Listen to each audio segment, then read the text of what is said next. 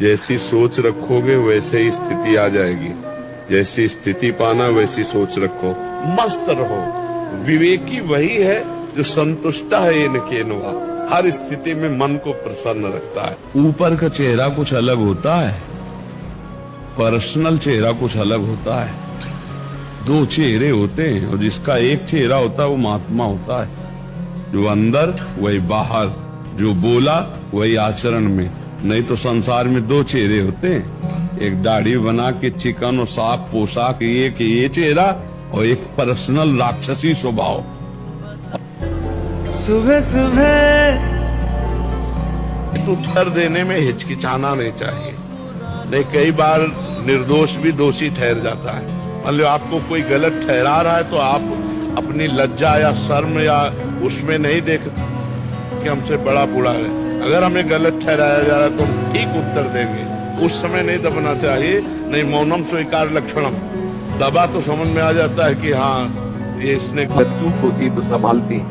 कोई भी किसी भी तरह का अमंगल से स्पर्श नहीं कर सकता जिसके गले में श्री तुलसी जी विराजमान है। सावधानी यही रखनी कि अवक्ष पदार्थ नहीं पाना।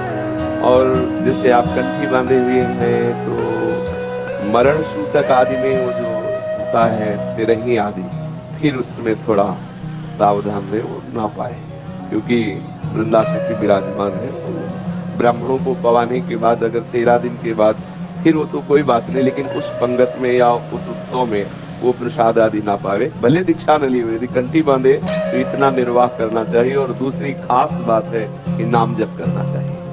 जो भी प्रभु का आपको नाम प्रिय हो वो नाम जप करना चाहिए।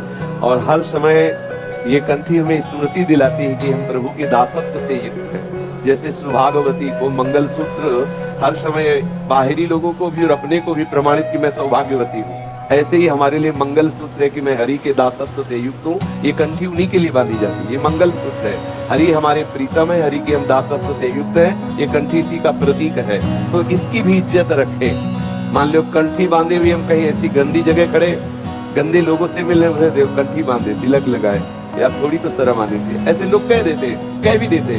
तो ये इसकी थोड़ी मर्यादा की भी रक्षा करें, खान पान ठीक रखे, नाम जप करे। और बहुत बढ़िया सौभाग्य है कि हरि के दासत्व का क्योंकि श्री कंठी को अपने गले पे धारण किए करना ही चाहिए। मनुष्य जीवन मिला ही है मंगल में श्री हरि को दिखाने के लिए। जिसका दिल दुखा है हमको उसी से नम्र वचन कहने चाहिए। जब हमारा क्रोध शांत हो जाए फिर हम उसी बात जाए कि क्षमा कीजिए, हम नहीं चाहते थे पर ऐसा हो। अब वो कटु बोले तो चुपचाप सह ले, दोबारा कड़ुआ न बोले।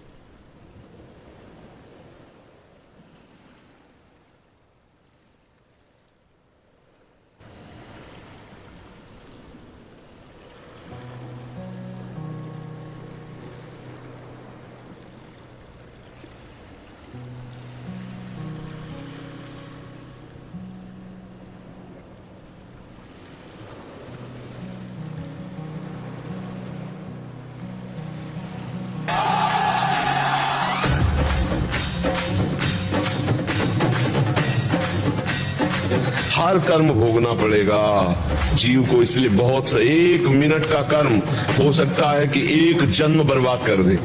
1 मिनट का कर्म, अब 5-10 मिनट में तो हिंसा में विचार होता है, पूरा जन्म बर्बाद हो जाता है कि नहीं। किसी कहता हूँ ना मत खाओ तो कहते हैं, मैं बोलता हूँ गुरु जी को सुनो मत खाओ इन चीजों को, बोलते खा पी के तो मरना है। अच्छा, मरने के बाद छुट्टी हो जाए तो चलो ये भी बात समझ में आ जाए, लेकिन मरने के बाद फिर जन्मना है और फिर वो कर्म भोगना है, वो अज्ञानी जीव नहीं जानते बच्चा।